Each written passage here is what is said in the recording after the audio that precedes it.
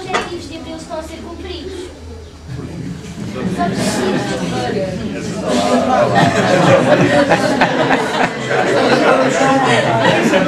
Agora que são elas.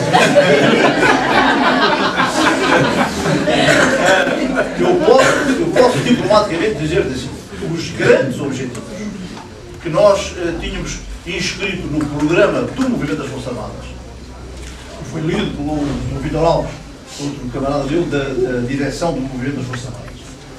Foi lido em 26 de abril de 1974, para os órgãos de comunicação social. Nesse programa, tudo aquilo para que o programa apontava em termos de objetivos, eu posso dizer que foi cumprido. Tudo não, mas foi cumprida a parte fundamental.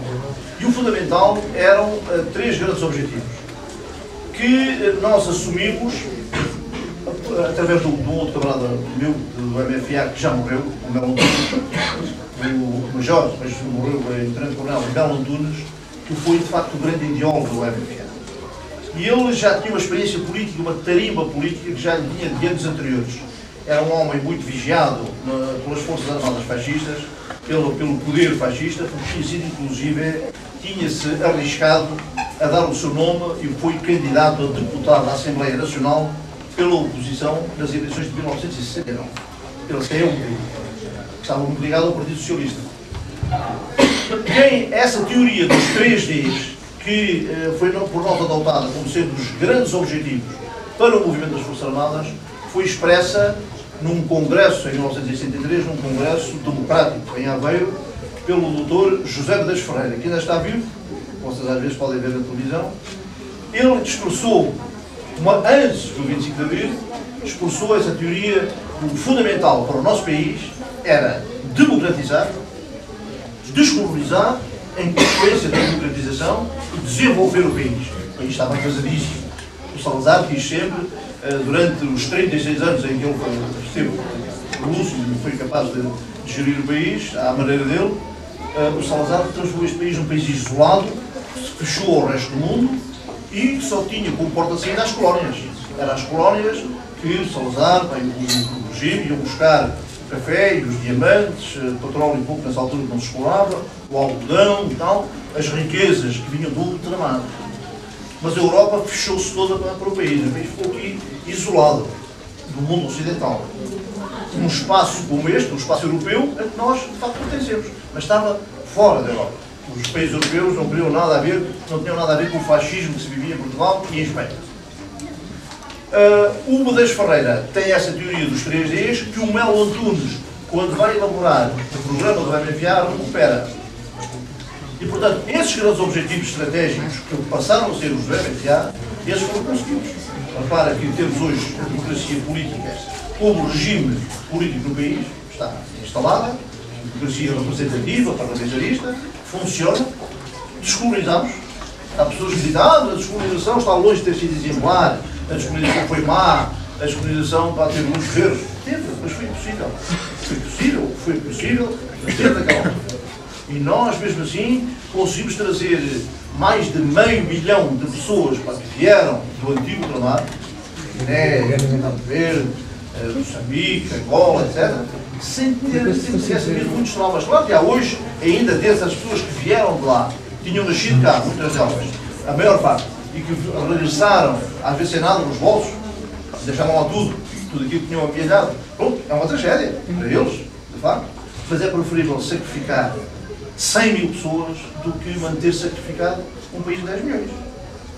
Pronto, paciência. Eu também tinha interesse em Moçambique, mas não me poder sacrificar. A minha sogra foi para ela um drama terrível. A minha sogra nasceu em Lourenço Marques, viveu sempre em Lourenço Marques, o meu sogro tinha construído lá uma casa, uma moradia, e para a minha sogra, quando eu fui buscar a Lourenço Marques, depois de 25 de abril, para a trazer para Portugal, a minha sogra disse, não, agora a casa que foi construída por todo o marido, deixa a casa. Pronto, paciência. Há outros valores mais altos. Nós temos que perspectivar sempre quais são os valores fundamentais que interessa defender e deixar para trás os nossos interesses. Claro que muita gente ficou traumatizada, mas a descolonização foi feita com poucos traumas. A maior parte das pessoas que vieram tornadas das antigas colónias integrou-se ou reintegrou-se na sociedade portuguesa, até beneficamente para a sociedade portuguesa. Porque nós, exatamente em consequência do fascismo, vocês hoje, a forma como vocês vestem, a forma como vocês falam, não tem nada a ver com a forma como falavam e vestiam e suportavam os miúdos da vossa idade antes do 25 de Abril. Hoje vê-se aí miúdos no verão, calções e tal, à vontade. Eu, a primeira vez em Moçambique, que eu pus umas calças compridas e pedi emprestadas, tinha 17 anos. Andava sempre calções.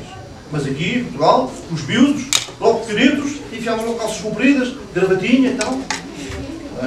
Era um gigoló de vigilância, de grande rigor moral, não se podia fazer os miúdos, vocês hoje têm escolas mistas, aqui, para miúdos, para tal. Naquele tempo não. Havia escolas para meninos, escolas para meninas, havia o liceu que era a escola secundária para meninas, o liceu, a escola secundária para meninos, e se por acaso um menino de uma escola para rapazes namorava uma menina da escola para raparigas, e se ele ia buscar à escola, não podia dar-lhe a mão sequer a menos de 150 metros da escola. Porque se o fizesse, tinha logo dias de suspensão. Mas estava um contínuo ver, deixava só reitores e tal, o fulano tal, o aluno desta escola, deu a mão quando saiu à saída da escola da menina que estava lá e tal. Era, portanto, um regime duro. Para toda a gente, mesmo para miúdos da vossa idade.